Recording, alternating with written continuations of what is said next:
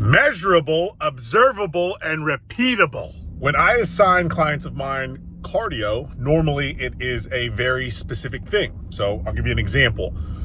If someone's going to a regular gym, I will often give that individual 200, 300 calories, etc. of calories on a Stairmaster. If there's someone who doesn't go to a gym, maybe it's a very specific amount of steps, 8,000, 9,000, 10,000 steps a day, something of that nature. And the reason I do that is because we want to make the data that we are inputting and outputting as accurate as possible so we can accurately predict what our bodies are going to do, particularly when it comes to weight loss and or weight gain. And so I'll explain how this mechanism works.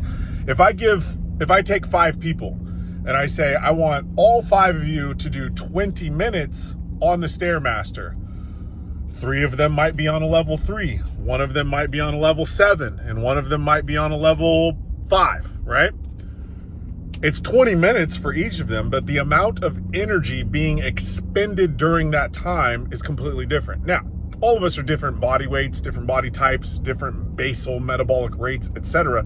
So we are going to burn a little bit different calories anyway. I can put the same 5 people on there, have them do 200 calories, and the actual energy being output is going to be different, based on who that person is as an individual, how much muscle they have, how much they weigh, blah, blah, blah, blah, blah. But if I'm just dealing with one person and I give these observable, measurable, and repeatable parameters, I can then look at the data coming out of that. Is this individual losing weight? Is this individual gaining weight? How much weight are they losing, right?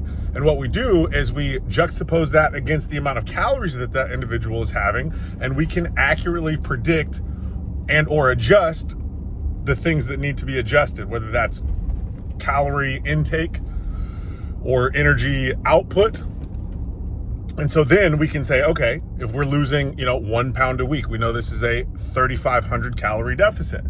And let's say that we want to lose 1 pound a week, but the individual's losing, 2 pounds a week. So we know that we can turn down the amount of cardio, or we can increase the amount of calories. This is very important to not burn someone out on the nutrition side of the house, make them very uncomfortable, hungry, low energy, those sorts of things. We want to make sure someone has enough calories to feel good. That's the whole point of this, right? But also that the energy being expended is facilitating the goal this person wants to achieve, i.e. weight loss, weight gain, whatever that is. When it comes to weight gain, obviously most of the time it's going to be muscle.